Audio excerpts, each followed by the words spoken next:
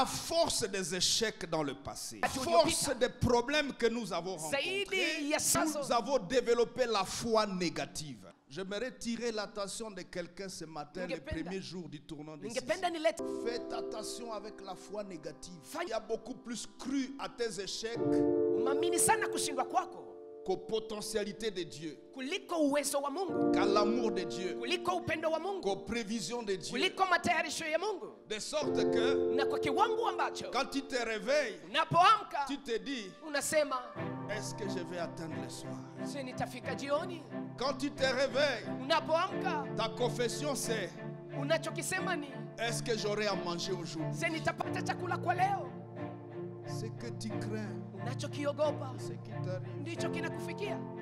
Faites attention avec toutes ces choses que nous redoutons. Goma va tomber. Le Congo est perdu. Ce que tu crains risque d'arriver.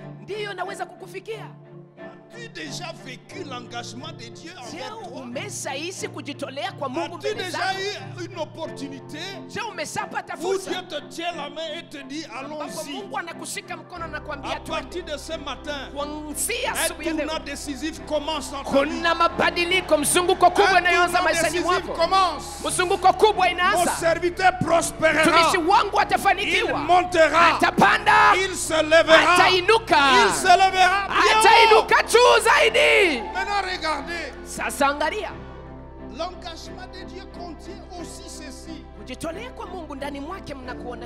même qu'il a été pour plusieurs sujets de foi. Quand les gens te voyaient frapper à la porte, ils se disaient,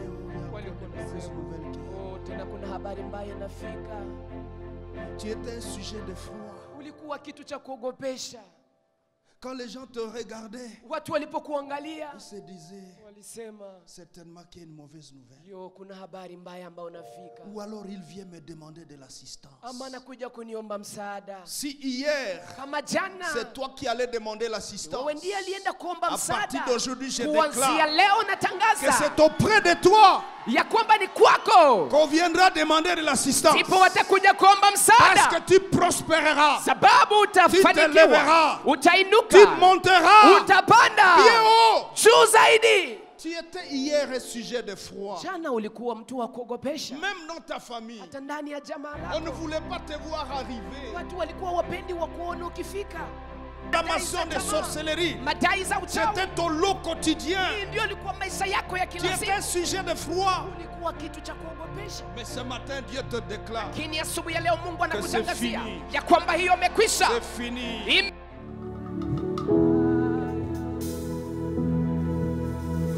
Seigneur, béni soit ton nom.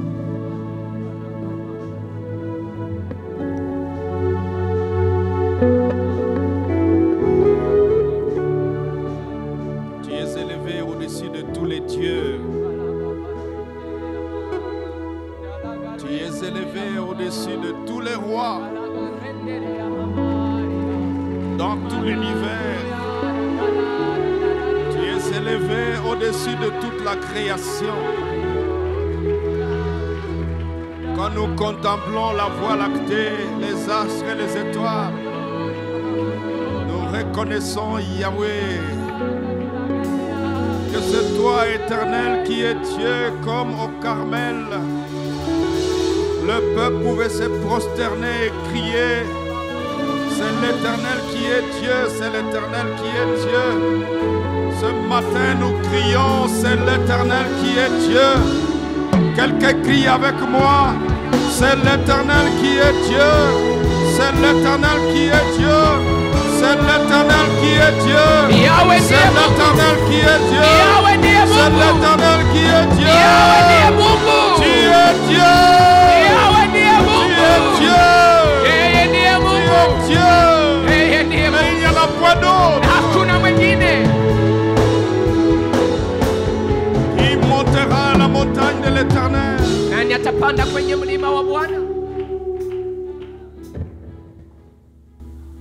Tu es saint. Et tu as dit vous serez saints car je suis saint. Yahweh, nous nous approchons de ton trône de sainteté avec humilité. Qui sommes-nous, Seigneur? Vers des terres poussières.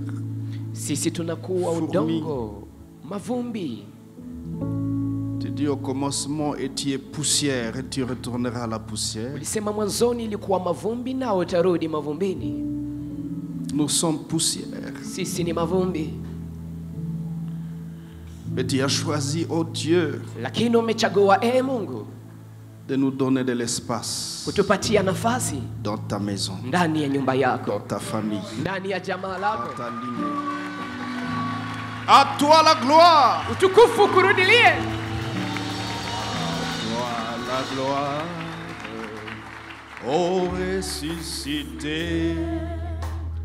À toi la victoire pour l'éternité.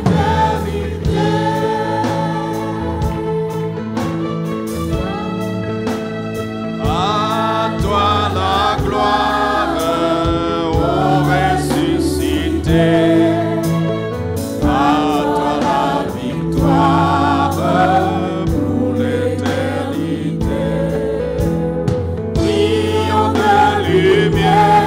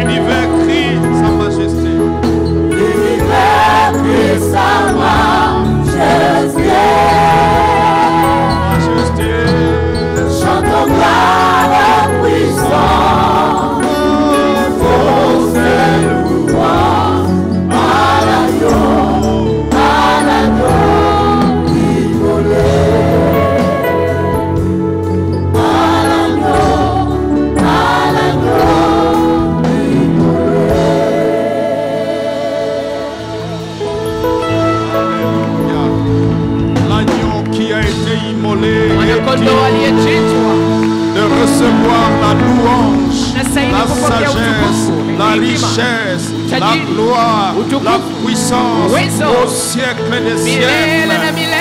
L'agneau qui a été immolé est digne de recevoir la sagesse, la louange, la gloire, la richesse, le règne au siècle des siècles. Au siècle des siècles. Au siècle des siècles. Depuis l'éternité, tu es Dieu. D'éternité en éternité, tu es Dieu. Tu es Dieu. Tu es Dieu. Tu es Dieu. Tu es Dieu. Wewe ni Mungu. Nikufananishe na nini Bwana? Nikufananishe na nini Bwana? Nikufananishe na nini Bwana? Nakupe wewe aufananishe. Nikufananishe na nini Bwana? Nikufananishe na nini Bwana? Nikufananishe na nini Bwana? Nakupe wewe aufananishe.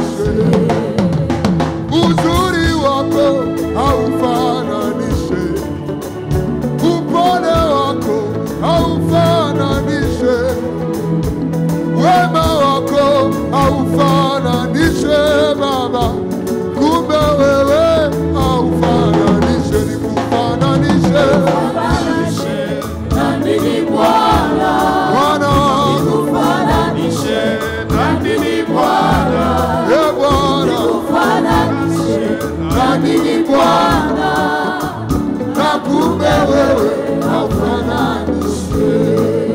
Seigneur, c'est vrai, tu es incomparable. Hakika Bwana wewe haufananishwi.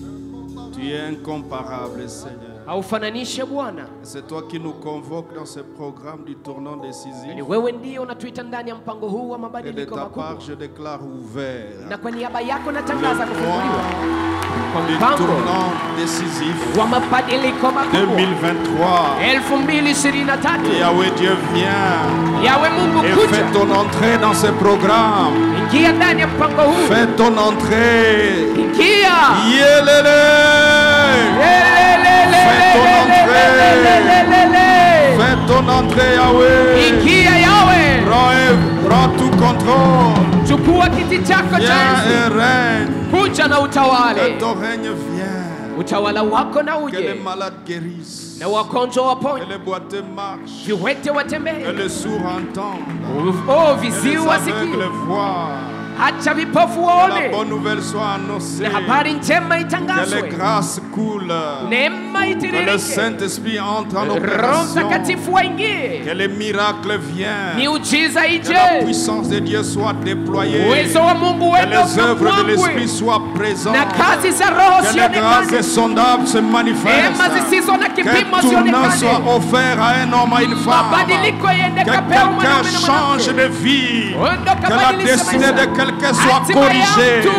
La destinée de quelqu'un soit réparée. Acha hatima ya mtu Les itengenezwe. désespoirs soient changés en espérance. Kuvunjika moyo yende Que kabadilike les kuwa malheurs soient tumaini. changés à bonheur. Ole igeuzwe kuwa Que la heri. puissance de Dieu convertisse Na uwezo wa Mungu les ugeuze. perdus. Qu'ils soient changés en enfants de Dieu. Acha wale waliopotewa kuwe watoto wa Prends Mungu. tout contrôle Uende dans les ukachukue utawala cieux, mbinguni, sur la terre et duniani sous la terre. na chini ya Que dunia. l'atmosphère te soit soumise. Acha mazingara ende yakatiishwe mbele Les zako. esprits méchants dans les lieux célestes. Roho chafu Les mahali pa dominations, mbinguni. les autorités, les Tawala, principautés, falme, les mamlaka, princes de la puissance de l'air, wafalme wa anga, les esprits méchants dans le lieu céleste mapepo chafu ndani te ya mahali soient pa anga. soumis Acha yote yatiishwe mbele durant ce zako. tournant décisif Ndani ya mpango et huu. après.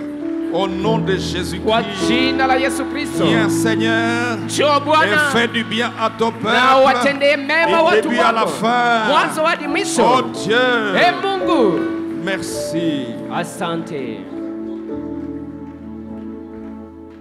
Merci pour les tournants décisifs. Asante kwa ajili ya mpango huu. Merci pour mon propre tournant décisif. Asante kwa ajili ya mabadiliko yangu ya Merci kipekee. pour les tournants décisifs de l'église Arche. Asante kwa mabadiliko ya kanisa la Arche. Merci pour les tournants décisifs des hommes et des femmes, Asante des kwa enfants et des mabadiliko vieux, makubwa kwa des ajili jeunes ya et des enfants. wanaume, wanawake. Au nom puissant et précieux Kwa jina nguvu na nzuri de Jésus-Christ. la nous Yesu avons Kristo prié. Amen. tunaomba hivyo. Amina. Nous asseyons devant le Seigneur. Tunaketi mbele za Bwana. Tu vas m'aider à accueillir ton voisin, lui dire bienvenue dans le tournant décisif 2023. Utanisaidia kumkaribisha jirani yako ukimwambia karibu ndani ya kipindi ya Tournant Bienvenue Décisif dans le tournant décisif 2023. 2023. Dis-lui avec Karibu ndani ya insistance mpango wa Tournant Décisif qu'il réalise que c'est 2023. vrai. Mwambie ukikazia ona kwamba ni kweli umepokelewa. Et de ma part et la part de mon épouse, Na kwa niaba yangu na mke je vous wangu dis bienvenue dans le tournant nawaambia décisif. karibu ndani ya Tournant Décisif. Et nous serons bénis ensemble. Na tutabarikiwa Les pamoja. grâces de Dieu sont disponibles. Neema za Mungu ziko hapa. C'est encore possible. Sa grâce est disponible. Même quand c'est pénible, rien n'est impossible. N'est-ce pas, frère? Il y a de l'espoir pour ceux qui croient. Au nom de Jésus-Christ. Au nom de Jésus-Christ. Yes. Alléluia. Amen. Nous disons bienvenue à ceux qui sont à Hewa Bora. Tunasema karibu kwa wale ambao wako kwa Hewa Bora. Soyez les bienvenus, nous sommes ensemble. Karibu sana, tuko pamoja. C'est une prophétie que le temple est en train d'arriver. Inakuwa unabii kwamba hekalu iko nafika. C'est culte unique. Ibada moja est une prophétie. Inakuwa unabii que le temple arrive. Ya kwamba hekalu letu kubwa linafika. Et il arrive à court terme. Na linafika hapa karibuni. Au nom de Jésus-Christ. Kwa jina la Yesu Kristo. Nous serons bientôt assis ensemble. Tutaketi hapa karibuni pamoja. Nous célébrerons l'Éternel. Na tutamsifu Yahweh. L'unisson comme crescendo. Pamoja. Alléluia. Amen. Tu es bien habillé, mon frère. Merci beaucoup, papa. Gloire à Dieu. Amen. Prenons rapidement nos textes du mois. Tuchukue haraka andiko zetu za mwezi. Nous prendrons Psaume 37, versets 22 à 25. Tutachukua Zaburi 37, 22 hadi 25. Ésaïe 52, 13 à 15. Isaya 52, 13 Exode hadi 33, 12 à 18. Kutoka 33. Et puis 2 Corinthiens chapitre 3 versets 17 à 18. Na kisha wa Korinto wa pili 3:17 hadi 18. Alors si vous êtes en bien pleine forme ce matin, kama mko vizuri sana je vais asubuhi ya vous leo, inviter à un exercice. Nous nous levons ensemble, nous lisons les nitawaalika textes. kufanya mazoezi, tunasimama tunasoma pamoja Tu prends maandiko. ta Bible, Chukua Biblia yako. parce qu'il est possible que tu copies quelque chose ou tu soulignes quelque chose. Sababu yawezekana uandike kitu ama utie Et si kistari tu chini n'as ya pas kitu. porté de Bible, tu lis à l'écran. Na kama ukuleta Biblia yako unaweza kusoma kwenye Psaume runinga. 37, Zaburi 37 verset 22 mstari wa 22 à 25. hadi 25. Allons-y ensemble. Twende 1, pamoja. 2, 3. 1, 2, 3. Car ceux que bénit l'Éternel possèdent le pays, et ceux qu'il maudit sont retranchés. L'Éternel affermit les pas de l'homme, et il prend plaisir à sa voix. S'il tombe, il n'est pas terrassé, car l'Éternel lui prend la main. J'ai été jeune. Je n'ai point vu le juste abandonné, ni sa postérité mendiant son pain. Amen. Amen. Et vous savez, Na mnajua l'homme qui parle comme ça, mtu anayeongea hivi il est dit de lui à la fin de sa vie. maandiko juu yake kwa mwisho Dans wa 1 maisha Chronique yake. chapitre 28 verset chapitre 29 verset 28. Ndani ya mambo ya siku ya pili 29 mstari wake wa 28. Il est écrit, Imeandikwa hivi: il mourut dans une heureuse vieillesse, akakufa ndani ya uzee wa rassasié furaha, de jours, akishibishwa na de siku richesses na utajiri et de gloire. na utukufu. Et Salomon, Na Salomono son fils, mwana wake régna à sa place. akatawala kwa nafasi yake. Il n'a pas manqué de successeurs. Hakukosa mgombozi.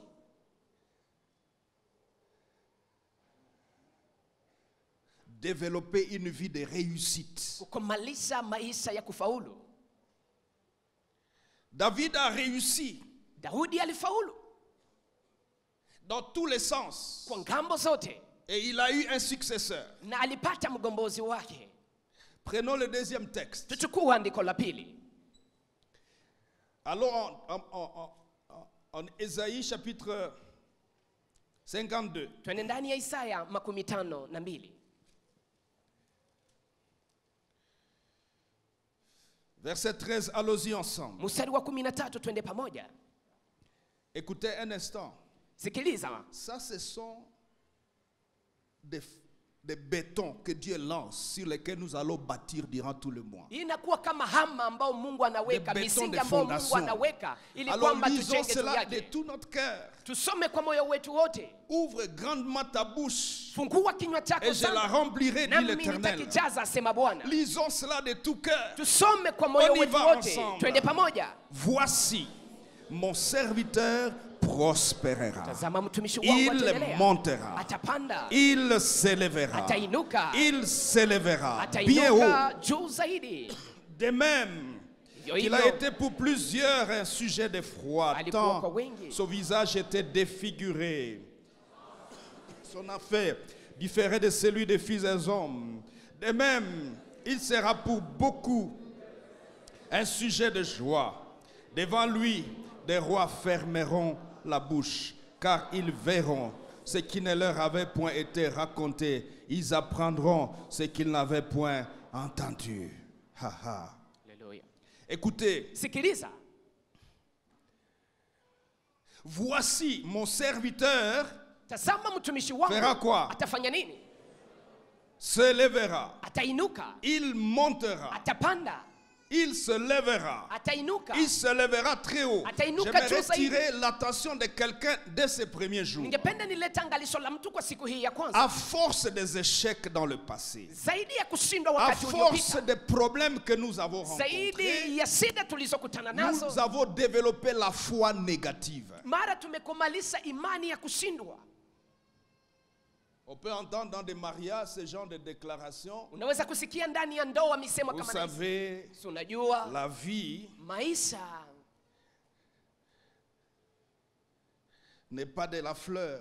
C'est des hauts et des bas. Vous aurez des problèmes dans le couple. J'aimerais tirer l'attention de quelqu'un ce matin, les premiers jours du tournant des saisons. Job chapitre 3 verset 25. Regardez ça rapidement. Job chapitre 3 verset 25. Il est écrit, allons-y ensemble. Ce que tu crains, c'est ce qui m'arrive. Ce que je redoute, c'est ce qui m'atteint. Faites attention avec la foi négative. Tu as beaucoup plus cru à tes échecs qu'aux potentialités de Dieu, qu'à l'amour de Dieu, qu'aux prévisions de Dieu. De sorte que quand tu te réveilles, tu te dis, est-ce que je vais atteindre le soir? Quand tu te réveilles, ta confession c'est, est-ce que j'aurai à manger aujourd'hui? Ce que tu crains, c'est ce qui t'arrive.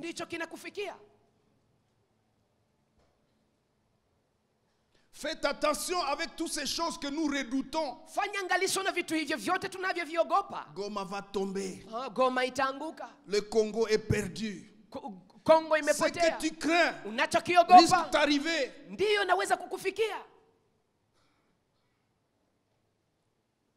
Mon serviteur fera quoi?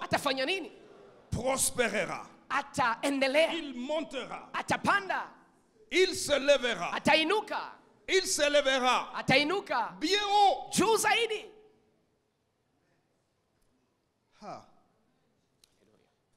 Est-ce qu'il y a un serviteur à côté de toi? Dis-lui. Dieu te dit. Dis-lui. Hey. Ne lui donne pas de redoute ou de crainte. Dis-lui, ce texte durant ce mois, c'est l'engagement de Dieu envers nous. Dieu s'engage. Il dit, mon serviteur prospérera. Tu prospéreras. Tu réussiras dans ta vie. Et tu monteras. Développer une vie de réussite durable et croissante. Vous avez vu ça? Il montera. Croissante. Il montera. Il prospérera. C'est-à-dire il réussira.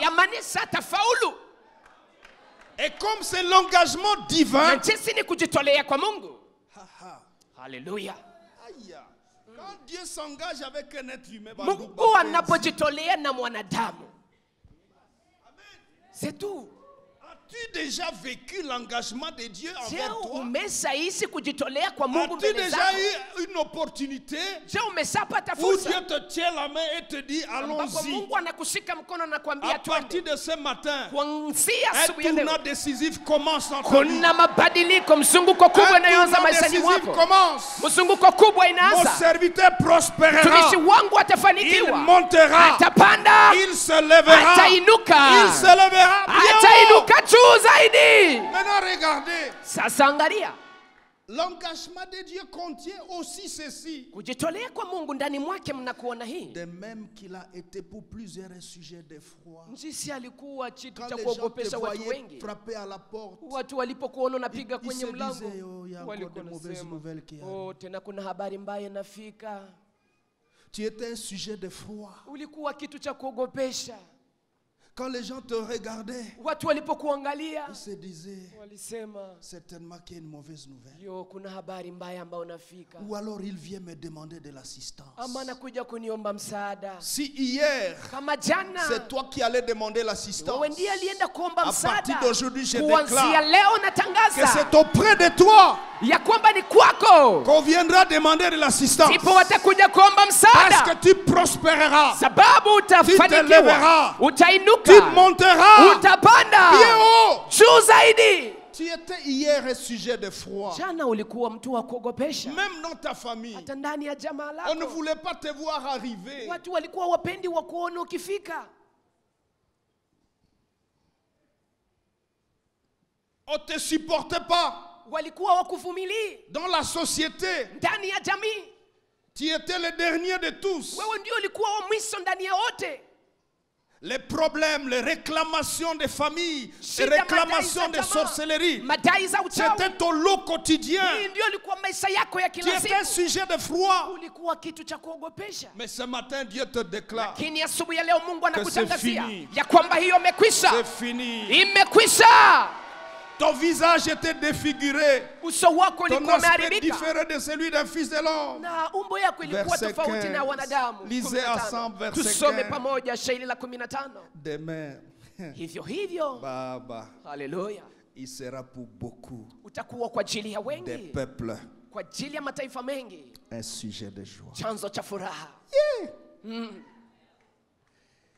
Il n'a pas dit il sera pour lui-même un sujet de joie. Hakusema atakuwa kwa ajili yake Il mwenyewe sera chanzo cha pour- furaha. il n'a pas dit sera pour sa famille un sujet de joie. Hakusema atakuwa kwa ajili ya jamaa yake Vous chanzo cha savez, il y a furaha. parmi nous ici des gens qui ont des rêves familiales. Unajua miongoni mwetu Ou kuna des watu rêves ambao wana personnels. maono za kijamaa, maono za Moi, kipekee. j'ai des rêves des nations.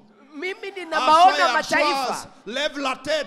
Mwanamemba Rêve kabisa, pour les inua nations. kichwa hiki na uende ukaone maono Rêve juu ya pour les mataifa. nations. Kuwa na maono juu ya Il dit il mataifa. sera un sujet de joie Anasema atakuwa chanzo cha furaha pour beaucoup de peuples. kwa ajili ya mataifa mengi.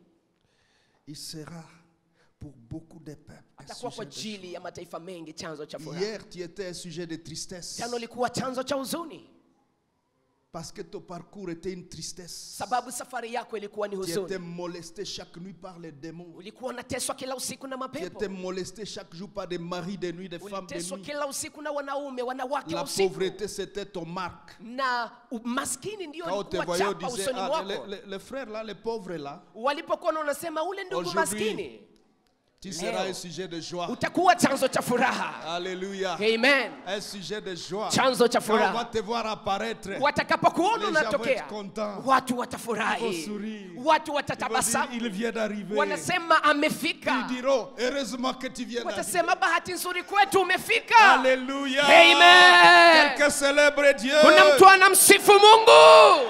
Devant lui, Mbele les zake. rois fermeront la bouche. Wafalme watafungwa Parce vinywa qu'ils verront ce qui ne leur avait point été raconté. Sababu Ils wataona ile ambao apprendront walikuwa ce qui n'avait point été hawajaelezewa. entendu. Watasikia Ils ile ambao apprendront watakuwa de ton hawajasikia. tournant décisif. watasikia mzunguko wako mkubwa. Asseyons-nous devant le Seigneur. Tunaweza kuketi mbele za Bwana.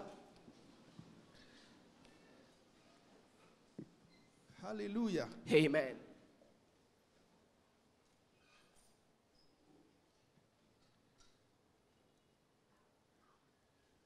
Alléluia. Amen.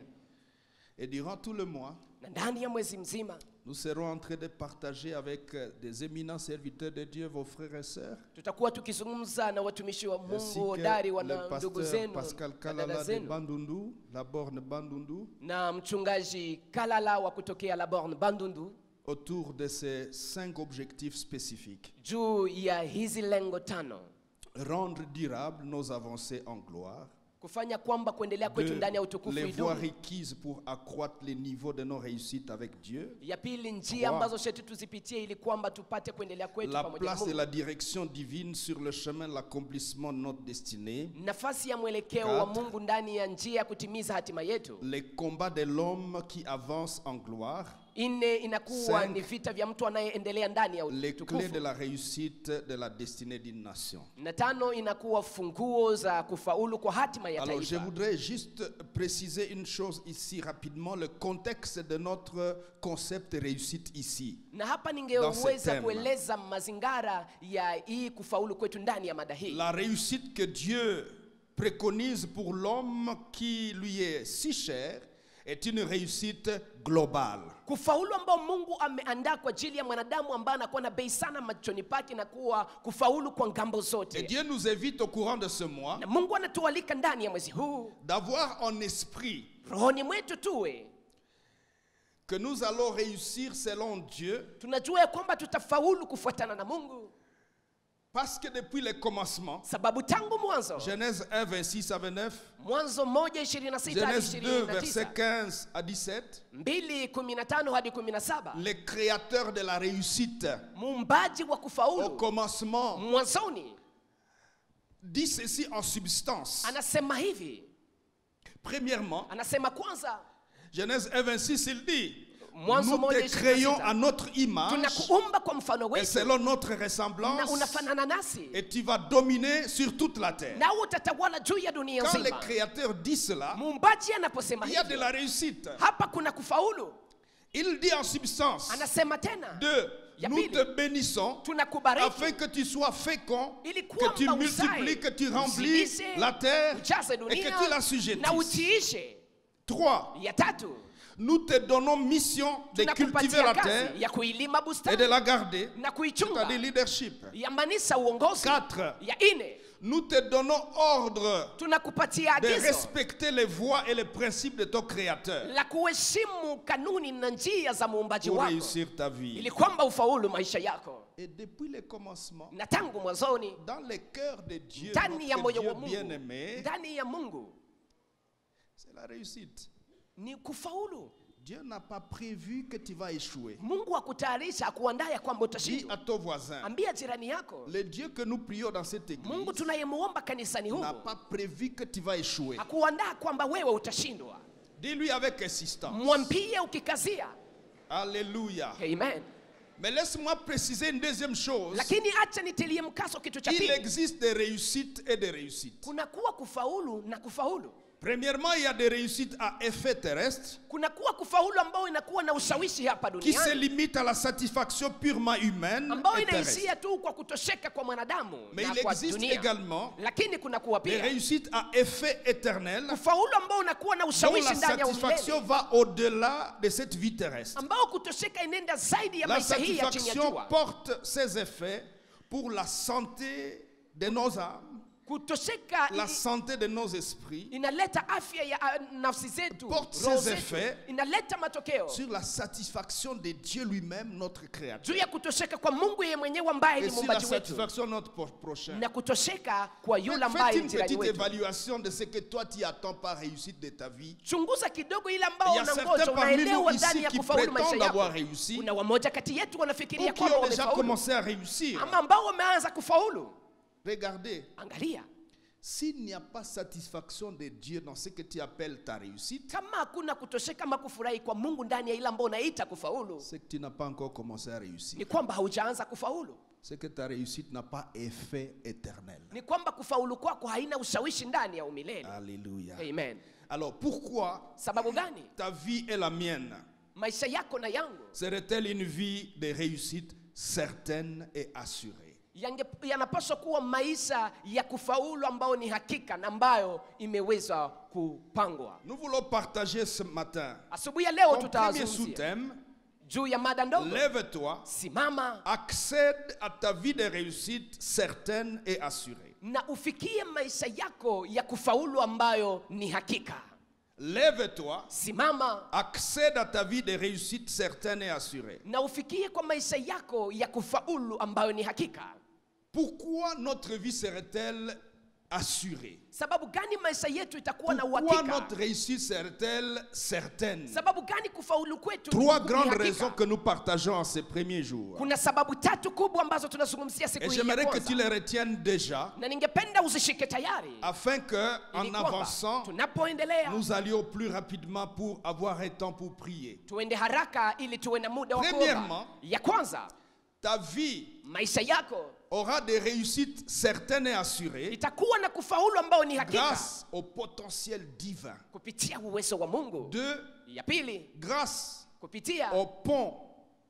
Dites avec moi pont. Le pont entre ce potentiel divin et toi-même. Troisième raison fondamentale,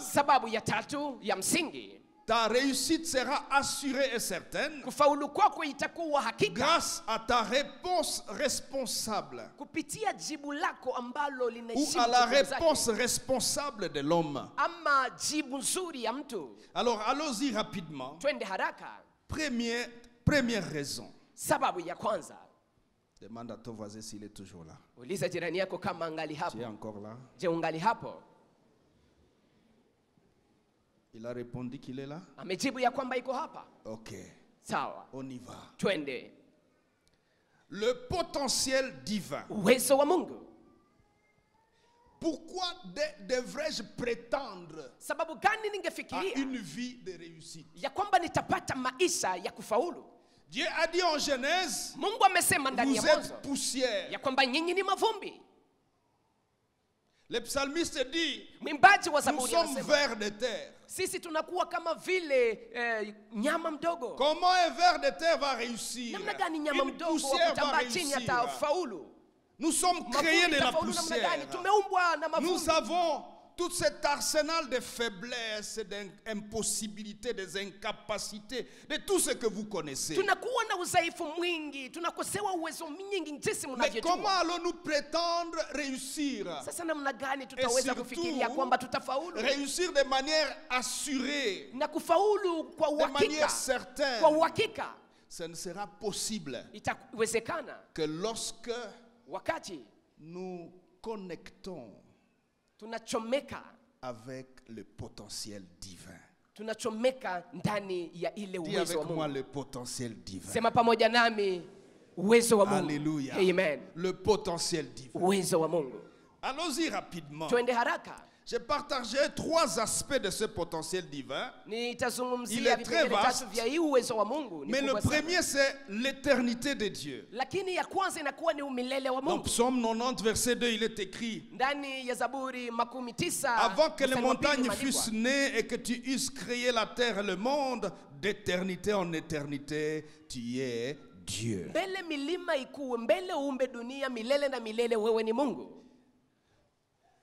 Avant que le monde fût, d'éternité en éternité, tu es Dieu. N'est-ce pas que souvent, nous nous sommes appuyés à notre grand frère fort, à notre papa riche, à notre oncle ministre, ou président de la République. Pourtant, ils ne sont pas éternels. Et pourtant, ils n'ont pas toujours le cœur pour nous aider à réussir. Certains ont plutôt le cœur de nous enrôler comme leurs esclaves pour être à leur service. Et eux profitent de nous. Et tu es en train de réussir. Mais je t'annonce ce matin que le Dieu de ce tournant décisif, on l'appelle le Dieu éternel. D'éternité en éternité, il est Dieu. Avez-vous regardé? On n'a pas dit il sera Dieu. Il est Dieu au présent. Il est Dieu en permanence. Dieu où? Pas seulement sur la terre. Il est écrit, avant que tu eusses créé la terre et le monde, c'est-à-dire l'univers, et l'univers, c'est-à-dire Dieu dans l'univers, et l'être humain a besoin de tout l'univers pour réussir. Tu as besoin que le soleil donne la photosynthèse à tes champs. Tu as besoin de tout ce qui existe que Dieu a créé pour servir l'homme. Je vous ai déjà dit cela. Si l'homme n'était pas sur la terre, il n'y aurait pas sous cet univers. L'univers est créé pour servir l'être humain. Qui fait ça? Dieu. Quand est-ce qu'il a fait cela? Au commencement. Qu'est-ce qui était avant le commencement? L'éternité. Qui était dans cette éternité? Yahweh. Acclame Yahweh. Vous comprendrez pourquoi Dieu dit à Moïse, Exode 3, 13 à 15, je suis celui qui suis. Et il ajoute, celui qui s'appelle je suis m'a envoyé vers vous. Et il est écrit, voilà mon nom pour l'éternité. Voilà mon nom de génération en génération. Autrement dit, je suis l'Éternel. Avant que le commencement arrive, j'étais déjà là. On m'appelle l'Éternel. Frère, sœur, connecte avec l'Éternel pour ta réussite. Il sait comment les choses ont commencé. Non seulement il sait, mais c'est aussi lui qui a engendré l'existence, qui a lancé les bases de ce commencement dont nous parlons. Au commencement, Dieu créa les cieux et la terre. Genèse 1:1. Il est l'initiateur de ce commencement. On peut s'appuyer sur lui plus qu'au grand frère, plus qu'au pouvoir présent ou hier ou demain. Appuie-toi sur l'Éternel pour réussir. Si tu t'appuies sur l'homme, quand il tombera, tu tomberas avec lui. Dieu ne dépend ni de temps ni de circonstances. Il est celui qui fait réussir Isaac dans la sécheresse et la famine chez Abimelech. Genèse 26:12. Isaac sema et il récolta. Il devint riche. Il alla s'enrichissant au point de devenir vraiment fort riche dans la famine et dans la sécheresse. Qu'est-ce que tu as fait, Isaac? J'ai connecté avec l'Éternel. Celui qui maîtrise l'existence. Celui qui peut me donner l'opportunité, même dans le désert, de planter. Et pour moi, l'Éternel, je ne sais pas s'il venait la nuit pour arroser les champs d'Isaac.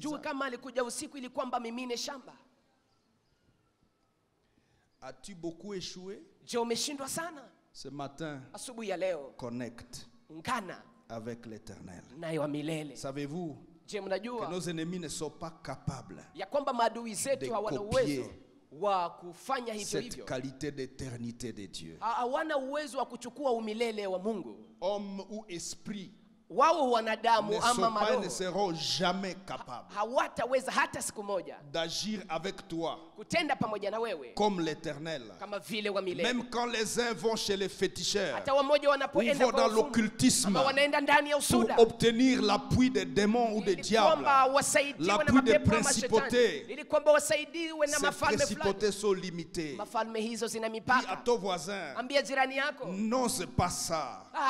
Dis-lui, n'ose pas ça. Les principautés sont limitées. Ils sont limités. Alléluia. Amen.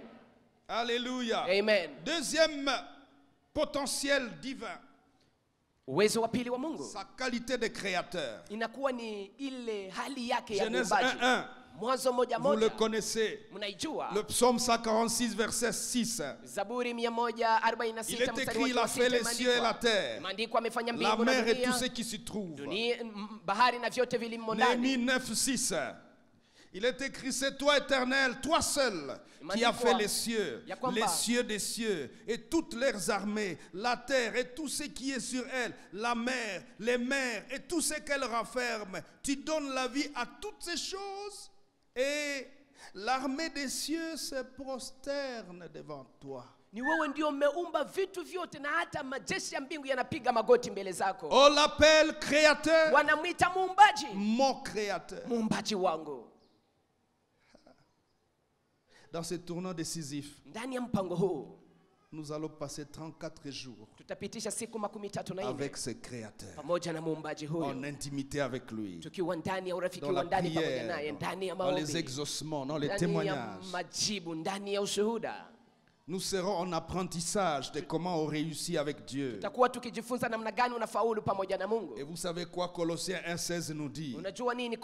Car en lui ont été créées toutes les choses qui sont dans les cieux sur la terre, les visibles et les invisibles, trône, dignité, domination, autorité. Tout a été créé par lui et pour lui. Par lui et pour lui. Il a créé pour lui. Il a créé par lui.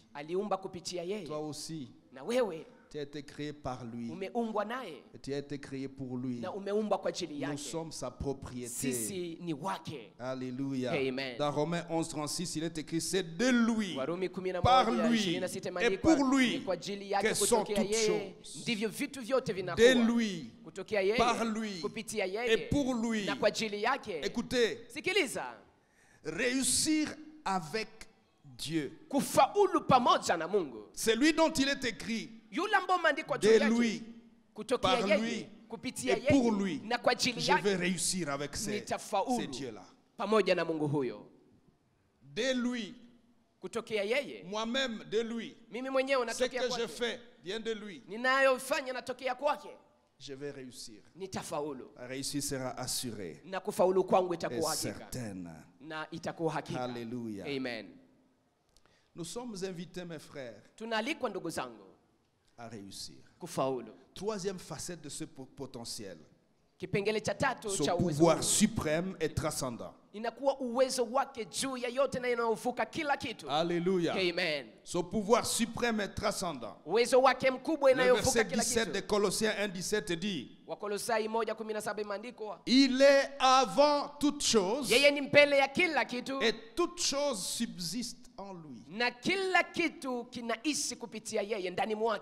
Nous faisons beaucoup de choses sur la terre qui ne subsistent pas. Tu as commencé une affaire, elle n'a pas subsisté. Connecte avec celui dont tout subsiste en lui. Est-ce que vous êtes encore là? Est-ce qu'on peut acclamer le Seigneur? Quelqu'un acclame Dieu très fort. Tout subsiste en lui. Je marche avec celui qui fait subsister toutes choses. Tout subsiste en lui. Alléluia. Amen. Son pouvoir suprême est transcendant. Dans Philippiens 3, 20 et 21, nous attendons comme sauveur le Seigneur Jésus, qui transformera le corps de notre humiliation en le rendant semblable au corps de sa gloire, par le pouvoir qu'il a de s'assujettir toutes choses. Le Dieu qui veut nous faire réussir a le pouvoir de s'assujettir toutes choses. C'est-à-dire dans le voyage, tu rencontres un défi, tu lui dis, mon Dieu, assujettis ça aussi. Et il assujettit. Et on continue le voyage. Dans le couple, tu rencontres des difficultés, tu appelles celui qui a le pouvoir de s'assujettir. Tu es malade, appelle celui qui s'assujettit toutes choses. Il va s'assujettir ta maladie. Tu es en faillite, appelle celui qui assujettit le marché. Il va assujettir le marché pour toi. Qu'est-ce que tu as comme défi? Connecte avec celui qui a pouvoir de s'assujettir. Je voudrais que tu invoques ce Dieu-là au courant de ce mois. Et Dieu nous invite dans cette atmosphère. Nous allons prier celui qui a assujetti toutes choses. Nous allons prier le Dieu qui est suprême, qui est transcendant. Alléluia. Amen. Et ce Dieu a même dit dans Jérémie 10:11, vous parlerez ainsi. Les dieux qui n'ont pas créé les cieux et la terre disparaîtront de la terre et de dessous les cieux.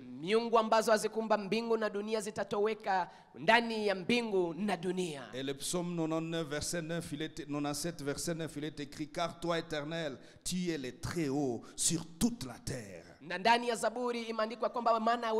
tu es souverainement élevé au-dessus de tous les dieux. J'aimerais attirer notre attention. Dieu n'assujettit pas seulement les choses physiques.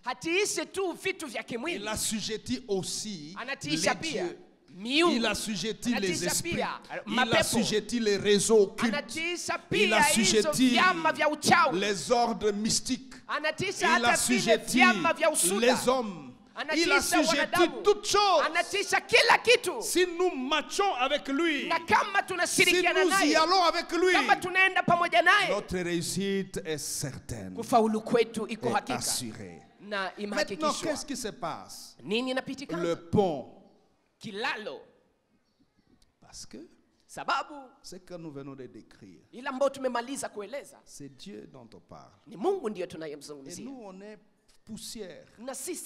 Il faut qu'il y ait un pont entre ce Dieu et son potentiel et nous. Quel est le pont? Quel est le pont?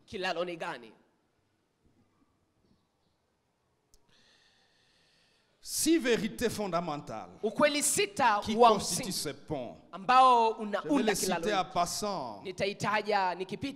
La première, qui constitue comme le premier tronc qu'on a jeté sur la rivière, c'est qu'il nous a créés à son image selon sa ressemblance. Par conséquent, Dieu dit, j'avais dit vous êtes des dieux. Si quelqu'un somnole à côté de toi, c'est à cause de la chaleur. Tu peux prendre ta Bible, on a mupupula. Kusaidiane kupupulana. Ima siku ni kivukutu mingi. Mupupulane sasa. Anaweza faire semblant qu'il naomba, haombe.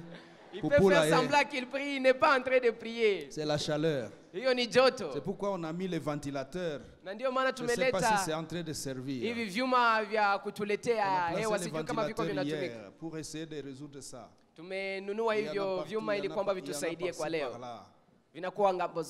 On peut bénir le Seigneur pour les ventilations. Alléluia. Amen. Mais faites attention. Ces vents de ventilateurs aussi caressent. Et ça risque de t'endormir. Amen. Quelqu'un acclame le Seigneur. Nous sommes dans le deuxième, le pont. J'avais dit vous êtes des dieux et vous êtes des fils du Très-Haut. Comment moi, poussière, je vais opérer dans le potentiel du Dieu transcendant? Parce que Dieu a dit, Je te crée à mon image. Ninakuumba kwa mfano wangu. Dieu a dit, Mungu alisema, tu es Dieu. Wewe ni Mungu. Dieu a dit, Mungu alisema, tu fais partie de ma famille. Wewe unakuwa ndani ya jamaa langu. Dieu a dit, Mungu alisema, tu es mon habitation. Wewe ni makao Dieu a yangu. dit, Mungu alisema, nous allons vivre éternellement avec tutaishi toi. milele pamoja na wewe. Prenez ce texte, Ephésiens 2, 22. Waefeso 2:22. Nous sommes l'habitation de Dieu. Sisi tunakuwa makao ya Jérémie Mungu. 31, 1. Yeremia 31 mstari wake wa kwanza. Nous faisons partie de la famille de Dieu. Sisi tunakuwa wamoja wa jamaa la Jean Mungu. 1:12. Yohana Tous ceux qui l'ont reçu wote waliompokea ont reçu le pouvoir de devenir enfants de wamepokea uwezo Dieu. wa kuitwa wana wa Mungu. Nous sommes devenus aussi Tumekuwa pia des hommes éternels, à commençant par notre naissance. watu wa milele kuanzia kuzaliwa kwetu. Et deuxième tronc pour le pont. Na mti wa pili kwa ajili ya hiyo kilalo. Dieu nous a créés par amour. Ni kwamba Mungu ametuumba kwa upendo. Dis à ton voisin. Ambia jirani yako. Dieu t'a créé par amour. Mungu amekuumba kwa upendo. Alors ajoute. Ongeza. Dieu n'est pas en conflit avec toi. Mungu hana shida na wewe. C'est un grand pont. L'amour de Dieu. Upendo wa Mungu. Grâce à l'amour de Dieu, je peux traverser et aller prendre de la transcendance de Dieu. Je peux traverser et aller opérer dans l'éternité ou dans la création de Dieu. C'est pourquoi vous avez vu, quelquefois, on a prié pour une femme à qui on a ôté les matrices. Et puis elle a conçu. Tu as conçu où? Les médecins avaient déjà tout enlevé. L'enfant a fait 9 mois où? Dans une matrice qui a été recréée. En réponse à une parole. Qu'est-ce qui s'est passé? Ce serviteur est monté sur le pont. Il est allé profiter du potentiel de créateur.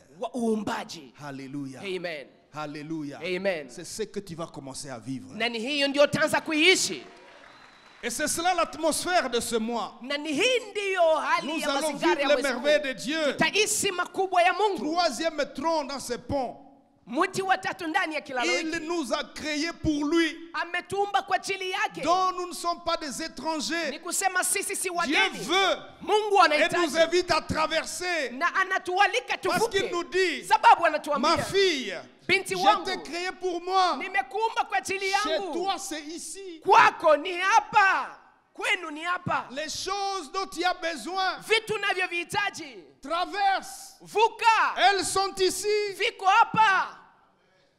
Tu as besoin de l'emploi. Traverse. Le Dieu très haut va te créer de l'emploi. Va te restituer ton emploi. Alléluia. Amen. Traverse.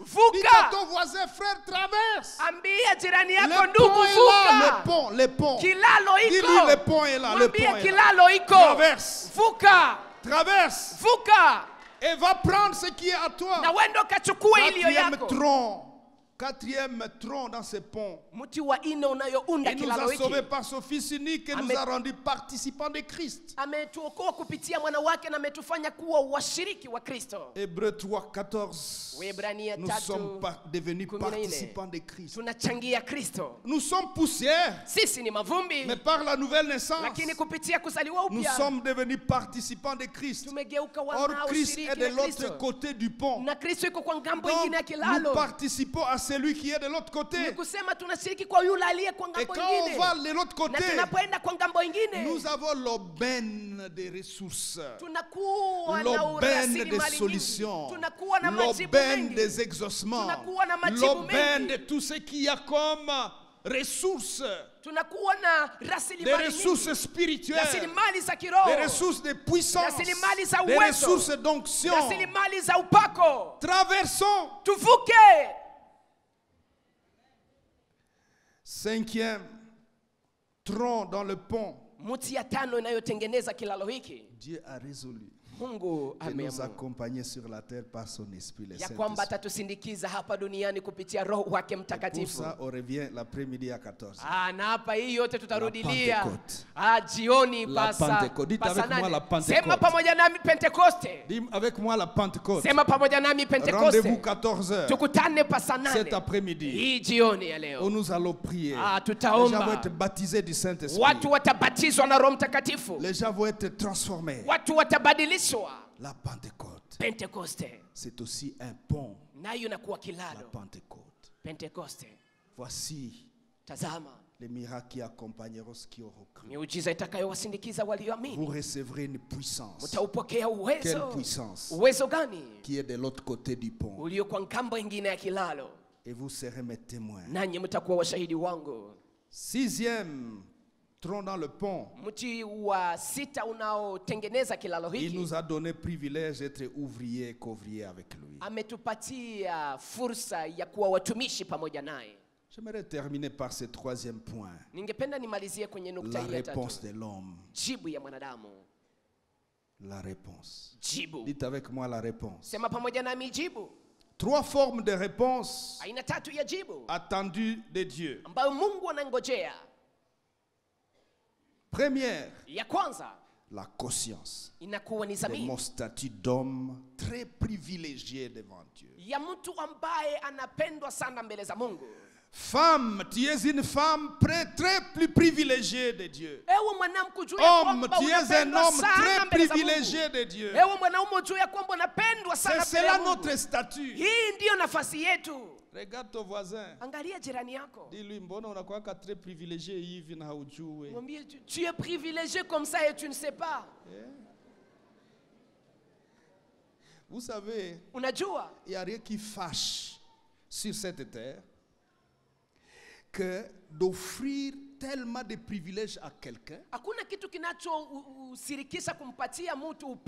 Mais un quelqu'un qui est inconscient de ses privilèges. Dis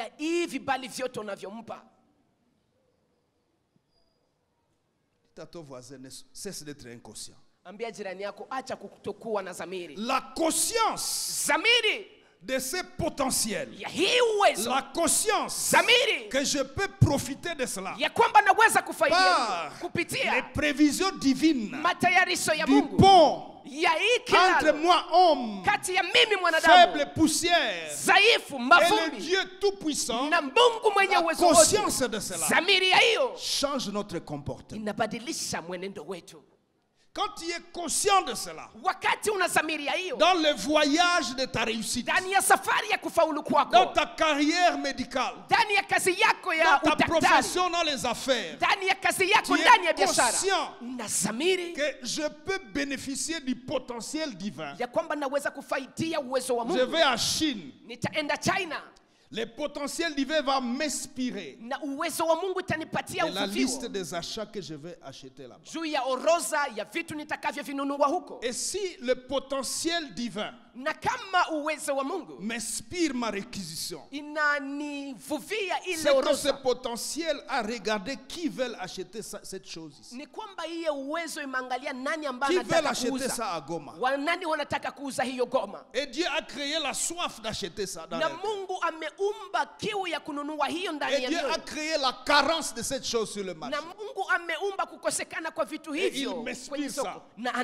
Et lorsqu'il m'inspire cela, j'achète, je viens. Dès que j'arrive, je suis très recherché. Et je vends et je termine la marchandise le même jour. Et je repars pour revenir. Et les gens disent, mais qu'il prospère cet homme-là. Quel prospère cet homme, cette femme.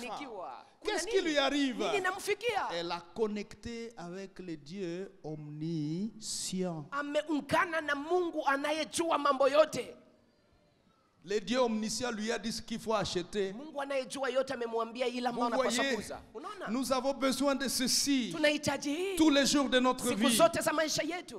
La réponse, la conscience est mon statut. Est-ce qu'il faut qu'on te bouscule pour recourir à Dieu? Non. Non. Lève-toi, brille. Lève-toi, prospère. Simama na ungae, simama Deuxième na ufanikiwe. Forme de réponse. Aina ya pili ya jibu. C'est ma réponse de foi en Dieu. Inakuwa jibu langu la imani pour mbele za toutes Mungu. les paroles glorieuses qu'il a dites sur ma vie. Kwa maneno matukufu yote aliyosema juu ya maisha yangu. Qu'est-ce que Dieu a dit sur ma vie? Mungu amesema nini juu ya maisha yangu?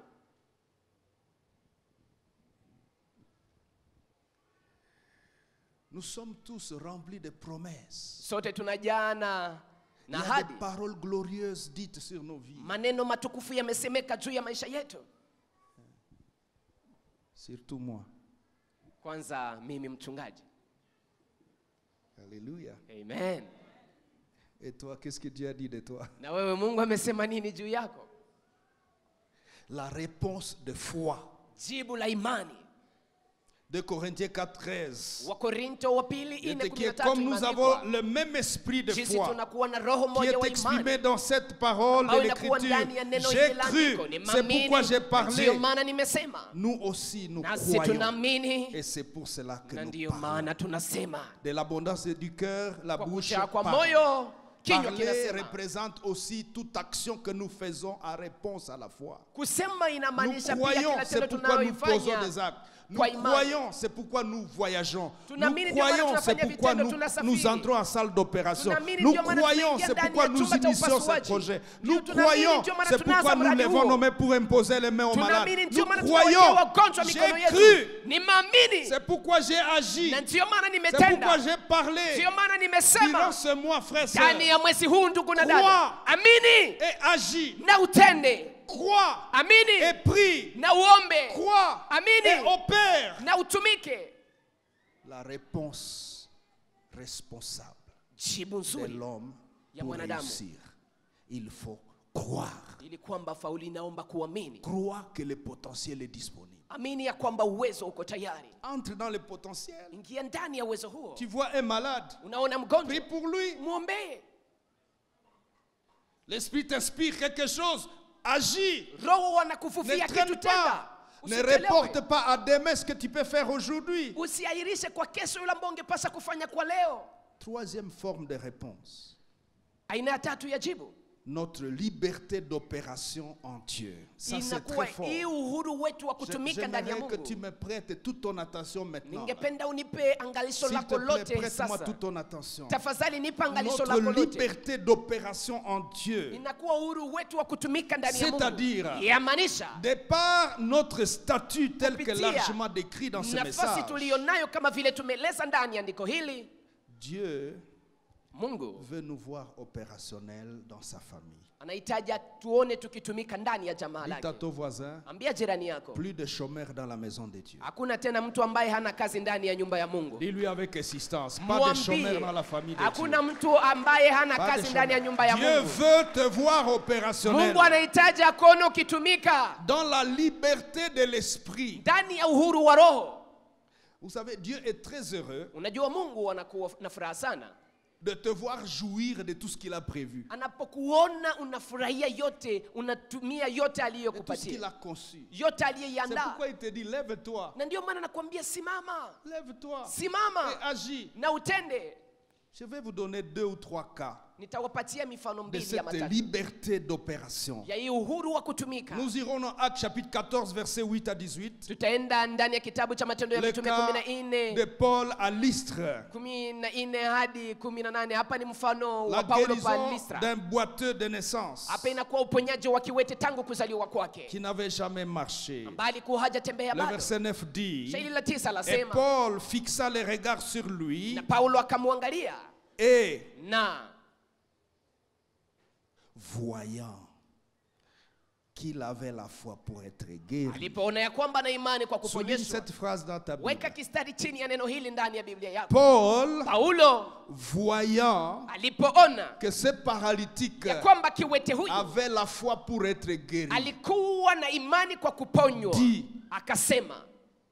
lève-toi, simama et marche.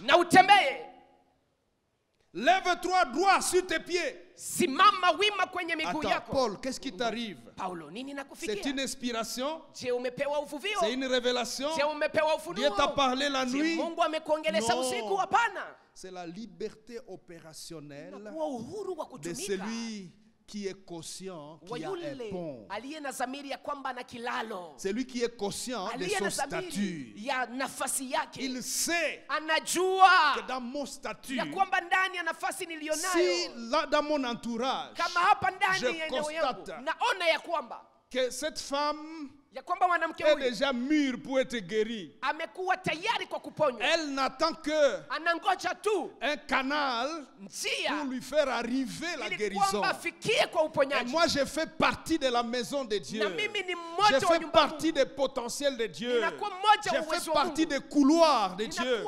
Je fais partie des ponts entre Dieu et les problèmes des hommes. Dis à ton voisin, tu fais partie des personnes qui vont connecter les problèmes des hommes aux solutions de Dieu. Et durant ce mois, sois prêt. Parce qu'il y aura des gens durant ce mois qui seront prêts pour guérir. Il faudrait qu'il y ait un Paul. Il faudrait qu'il y ait une Paul. Une Paulette. Est-ce qu'il y a des Pauls ici? La liberté d'opération comme réponse de l'homme au potentiel divin. Il y a plein de problèmes dans le monde. Mais il y a plein d'hommes et de femmes solutions. Ces hommes et femmes, c'est toi et moi. Nous sommes des solutions. De quelle manière nous jetons les ponts entre les problèmes et les solutions qui sont chez Dieu. Et les solutions traversent. Les guérisons traversent. Les réussites traversent. Les miracles traversent. Hey! Quel plaisir que d'être cette personne par laquelle la solution est partie de ses potentiels. Elle est venue. Dieu m'a dit, prends la solution, mupeleke. Apporte ça à tel. Cet homme a besoin d'onction. Dieu dit, prends l'onction, mupeleke. Amen. Cette femme a besoin d'être baptisée du Saint-Esprit. Et Dieu t'a dit, prends son baptême, mupeleke. Et apporte-les. Et tu traverses les ponts. Tu viens avec son baptême. Il est écrit et Paul imposa les mains. Actes chapitre 19. Ils leur imposèrent les mains. Et ils furent tous remplis du Saint-Esprit. Qu'est-ce qui se passe? La réponse opérationnelle de l'homme. Écoutez-moi, frères et sœurs. C'est ça l'esprit de ce tournant décisif. Chacun de nous, Dieu va nous utiliser. Et il n'y aura pas de chômeurs. Si tu crois à ça, tu acclames bien le Seigneur. Alléluia. Amen. Alléluia. Amen. Dans Jean chapitre 15 verset 7, Dieu dit, si vous demeurez en moi et que mes paroles demeurent en vous, demandez tout ce que vous voudrez, cela vous sera accordé. Vous voyez cette liberté? Est-ce que vous voyez cette liberté-là? Dans le Nouveau Testament, et je le paraphrase de la manière suivante. Si vous demeurez en moi et que mes paroles, c'est-à-dire tout ce que nous venons d'apprendre demeure en vous, c'est-à-dire est vivace dans notre cœur. Demandez tout ce que vous voudrez. Liberté d'opération. Nous demeurons en lui. Ses paroles demeurent en nous. Dieu nous dit, allez-y. Traversez, allez-y, revenez, répartez, apportez des solutions, distribuez. N'avons-nous pas appris? Vous êtes des dispensateurs des mystères de Dieu. Comment vous les dispensez? Vous les trouvez où? Nous allons sur le pont, nous prenons les mystères de Dieu et nous venons les distribuer. Alléluia. Amen. Alléluia. Amen. Quelqu'un peut acclamer le Seigneur? Il fut un jour où Dieu a déclaré cette liberté à quelqu'un. Dans Samuel 10, verset 7. Saül, le premier roi d'Israël, et Dieu lui dit, lorsque toutes ces choses, tes signes auront eu pour toi leur accomplissement, fais ce que tu trouveras à faire, car Dieu est avec toi. Maintenant regardez, à Lystre, le paralytique de naissance a déjà la foi pour être sauvé, pour être guéri, mais il n'est pas encore guéri. Je parle aux serviteurs qui sont ici. Responsable des cellules, responsable des départements, serviteurs et servants de Dieu. Le paralytique a déjà la foi pour être guéri, mais il n'est pas encore guéri. Il faut qu'il y ait un serviteur qui perçoit que cet homme est prêt à guérir. Si Paul est distrait, il termine la réunion, il ferme sa Bible et il part. Et le paralytique reste paralytique. Je voudrais choquer quelqu'un. Est-ce que vous savez que beaucoup de gens quittent les réunions sans leur solution parce qu'il n'y a pas eu un dispensateur conscient de son statut et qui a décidé de faire le pont? Paul, tu fais quoi? J'ai fait le pont entre le trône de Dieu et la foi qui est déjà disponible dans le cœur de cet homme. Vous savez que ce fut un miracle incroyable. De sorte que la population a commencé à est partie chercher des sacrifices pour venir offrir à Paul. Et ils ont dit, on n'a jamais vu ça depuis nos générations. Ils ont cherché des vaches et des taureaux pour offrir à Paul. Paul, quel bonheur! Qu'est-ce qui t'est arrivé, Paul? J'ai pris conscience de mon statut. Dis à ton voisin, prends conscience de ton statut.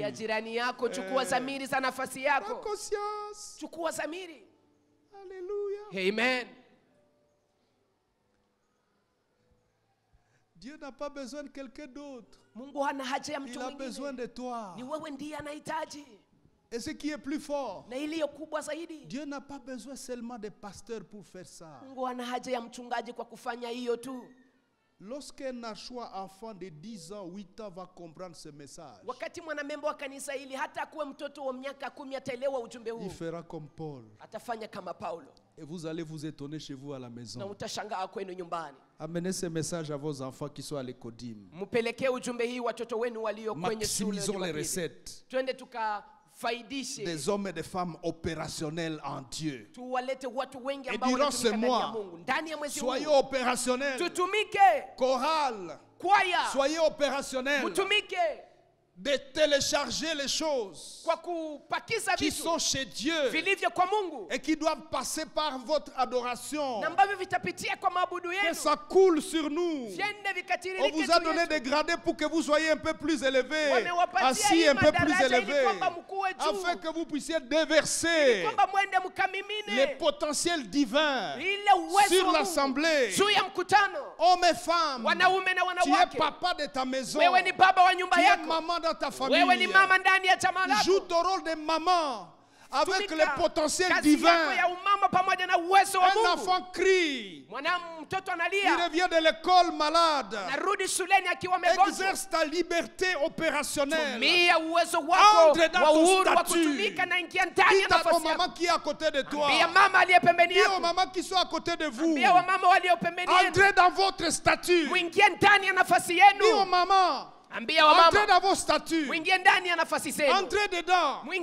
Et opérez comme vraie maman. Les mamans dotées du Dieu Tout-Puissant. Les mamans dotées du Dieu Créateur. Des mamans remplies de l'Esprit.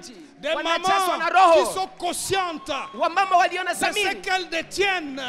Qui sont conscientes qu'il y a un pont et qu'il y a la réponse de foi, la réponse de conscience, la réponse de liberté de l'esprit. Lèvons-nous ensemble. Alléluia. Amen. Alléluia. Amen. Lève-toi pour une vie de réussite certaine et assurée. Alléluia. Amen. Alléluia. Amen. Nous voulons passer quelques minutes dans la prière. Mais je vais commencer par faire un appel. Mon frère et ma soeur, tu n'es pas encore sauvé. Il n'y a pas possibilité de pont. Hakuna uwezo wa kupita kwenye kilalo. Hakuna uwezo wa kilalo. Il n'y a pas possibilité de pont hakuna uwezo wa kilalo si tu n'es pas encore né de nouveau. Kama hujazaliwa upya. Si tu n'as pas donné ta vie à Jésus. Kama hukumpatia Yesu maisha yako. Haitakuhusu. Si tu n'as pas Jésus dans ton cœur. Kama una Yesu moyoni mwako. Je t'offre une minute. Haitakuhusu.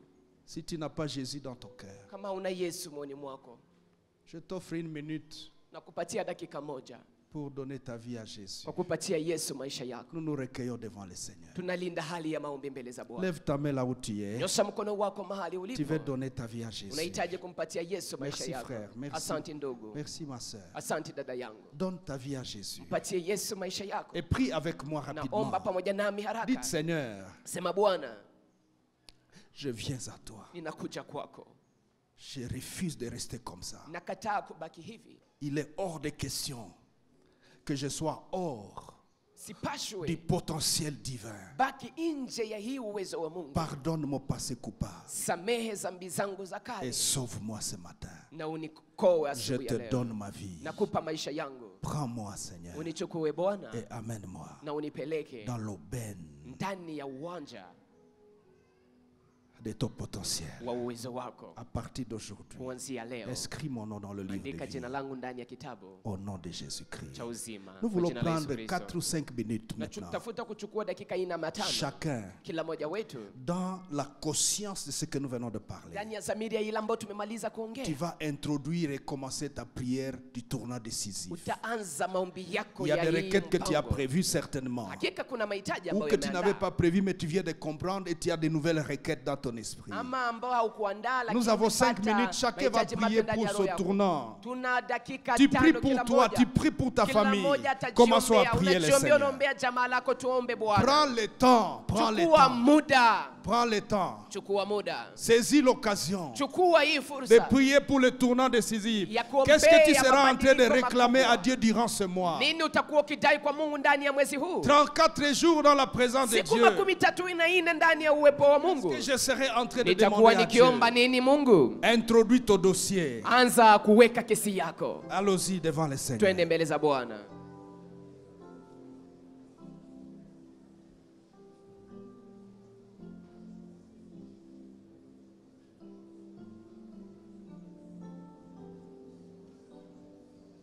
Quelqu'un prie le Seigneur. Quelqu'un prie le Seigneur. Quelqu'un prie le Seigneur. Rappelle-toi de ta liberté opérationnelle. Il y a des choses qui sont disponibles. Il y a un homme qui doit se convertir dans ta famille. Il est déjà prêt. Mais c'est toi qui n'as pas exercé ta capacité, ton statut de pont pour lui apporter le salut dont il a besoin. C'est l'heure de prendre le salut de Dieu et de le lui amener. C'est l'heure de prendre la guérison et de le lui amener.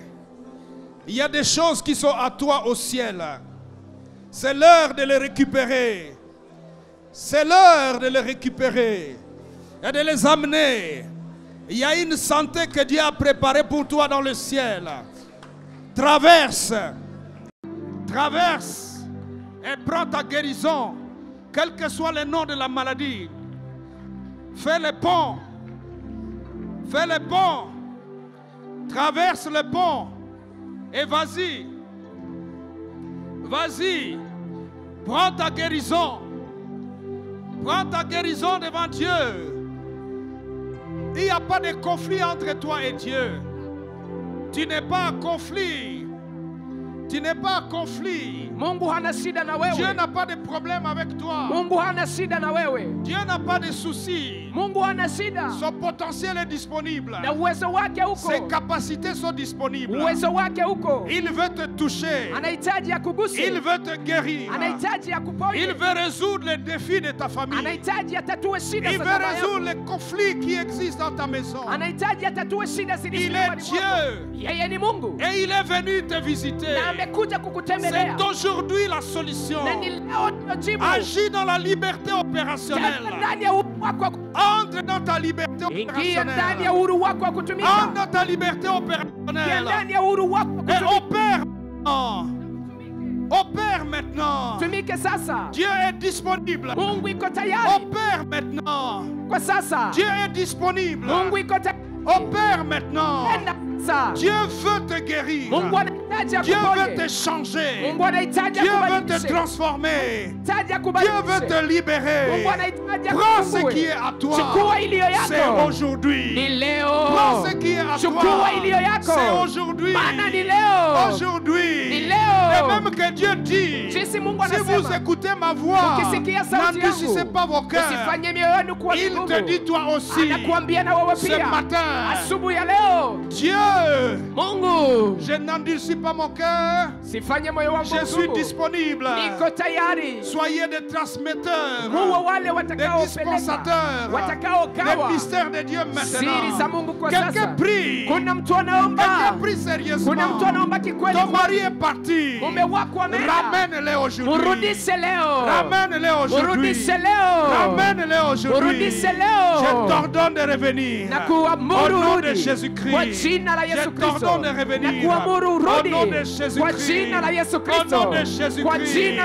Ton mari est parti. Il prend le chemin retour. Il prend le chemin retour aujourd'hui. Il prend le chemin retour aujourd'hui.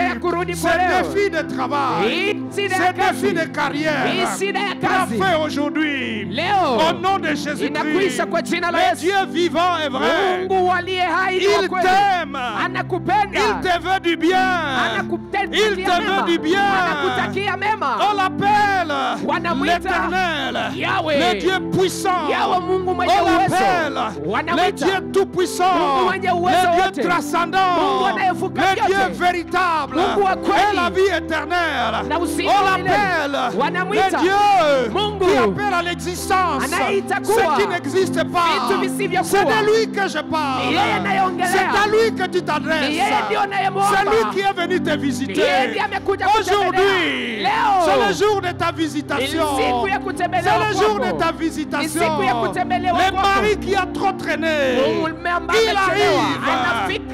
Il arrive. Qui a trop pleuré. Le mari arrive. Il arrive. Tu ne pleureras plus. Tu vas monter à la chair. Pour qu'on te présente bientôt. Toi aussi, tu seras présenté. C'est très bientôt. Saisis ton mari. Reviens avec lui. Traverse. Traverse. Et prends ce qui est à toi. Car Dieu est venu nous visiter. L'Éternel est venu nous visiter. Il te visite. Il te visite. Il te visite. Au nom puissant de Jésus. Au nom puissant de Jésus. Il te touche. Au nom puissant de Jésus. Tu ne seras plus la même. Bien-aimé, nous voulons continuer dans cette prière. Nous avons 34 jours pour réclamer ces choses qui sont en nous. Et comme Dieu n'est pas en conflit avec nous, il nous a créés par amour. Il nous a sauvés par amour. Il n'a pas de problème avec toi. Il te donnera ce que tu lui demandes. Qu'il te soit fait selon ta foi. Voyant que ce paralytique avait la foi pour être sauvé, Paul dit, lève-toi droit à tes pieds. Et il se leva. Et je t'ordonne de saisir ta réponse. Au nom de Jésus-Christ, saisis ta guérison. Au nom de Jésus, saisis ton emploi. Au nom de Jésus, retrouve ta maison. Retrouve ta femme. Retrouve ton mari. Retrouve ton ministère de puissance. Retrouve l'onction. Retrouve la puissance. Au nom de Jésus-Christ, retrouve les grâces. Au nom de Jésus-Christ, et qu'il te soit fait comme le Dieu éternel a prévu. Nous prenons la deuxième requête. Vous savez, nous avons créé à Dieu beaucoup de manques à gagner du fait de n'avoir pas compris notre statut et de n'avoir pas opéré dans ces statuts.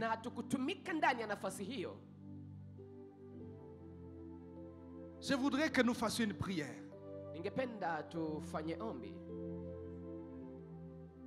Nous allons prier et prendre l'engagement de croire Dieu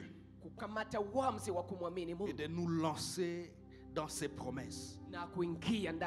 Prie avec moi, lève la main et dites: Seigneur Jésus, ce matin, je prends l'engagement de te croire. Je prends l'engagement de te croire, de croire à tes promesses et de commencer à opérer dans l'arène du potentiel divin. Tiens-moi la main, Seigneur, et accompagne-moi dans cette vie. Nous voulons prier pour la deuxième requête. Nous prions pour l'Église. J'aimerais que tu pries la manière suivante. Nous allons prier pour deux choses: le réveil spirituel dans l'Église, dans notre famille, le réveil spirituel dans notre ministère, le réveil spirituel dans la vie des archois et archoises. Deuxièmement, nous allons prier pour la croissance spirituelle et numérique de l'Église. Mais nous allons prier comme suit: que la croissance de mon Église vienne par mon apport personnel. Dites avec moi: par mon apport personnel. Que le réveil spirituel de mon Église vienne par mon apport personnel. Prions le Seigneur. Prions le Seigneur. Seigneur, la croissance de l'Église. Seigneur, je veux être l'instrument. Seigneur, j'accepte. Je veux être l'instrument du réveil spirituel de mon Église par mon apport personnel. Au nom de Jésus. Au nom de Jésus. Au nom de Jésus. Le réveil spirituel commence par moi, par mon apport, Seigneur. Par mon apport. Je ne vais pas regarder à ce que l'autre va faire. Commence par moi-même. Je m'engage à avoir un apport dans la croissance de l'Église. Je vais gagner les âmes. Mon apport sera de gagner les âmes chaque jour. Mon apport, Seigneur, par mon apport, au nom de Jésus-Christ.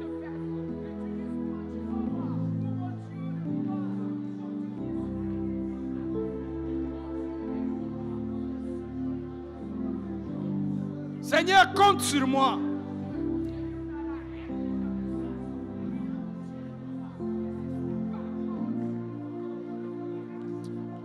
Nous prenons la troisième requête. Je sais que celle-ci vous allez l'aimer. Nous prions pour l'explosion financière des Archois et Archoises. L'explosion financière des Archois et Archoises. Bien-aimé, je ne dis pas la croissance financière, je parle de l'explosion. Nous avons lu, mon serviteur montera. Il était sujet de froid. Il était sujet de froid. Mais il est écrit, il sera un sujet de joie désormais.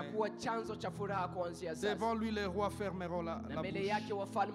Ils verront ce que n'avait pas été raconté. Ils apprendront ce qu'ils n'avaient pas entendu. Que Dieu t'accorde une explosion financière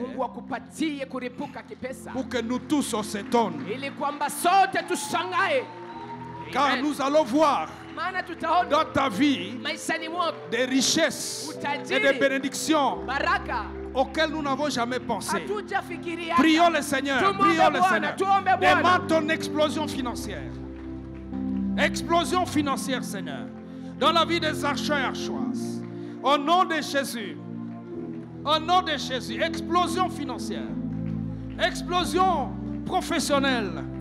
Explosion entrepreneuriale. Explosion dans les initiatives. Explosion des finances. Au nom de Jésus-Christ. Nous prenons la dernière requête.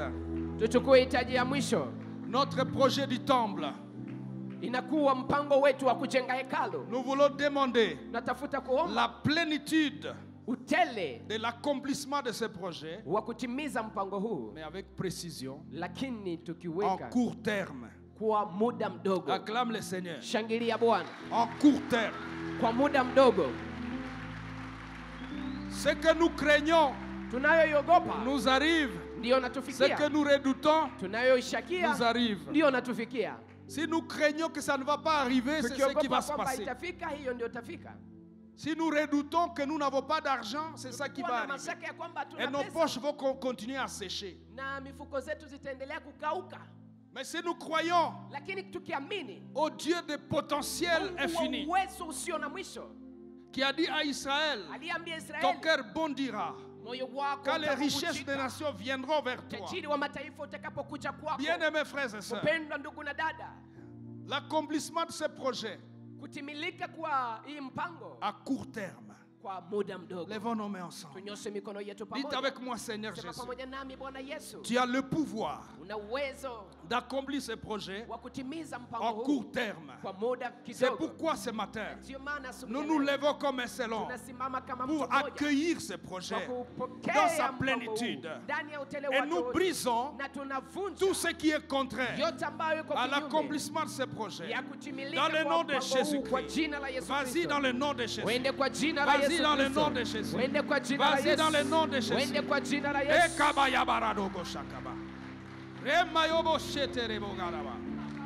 Yesu Kristo liha. In the mighty name of Jesus. You never change, Almighty. You never change, Father. In the name of Jesus. In the name of Jesus. Tu n'as pas changé, roi de gloire. Accomplis ce projet à court terme. Accomplis ce projet. Fais jaillir les richesses dans l'église. Fais jaillir les richesses. Fais jaillir les finances dans la vie des Archois. Suscite des ressources inattendues. Suscite des ressources inattendues. Suscite des ressources dans la vie de tes enfants. Suscite des provisions inattendues dans la vie de tes enfants. Au nom de Jésus-Christ. Merci Seigneur.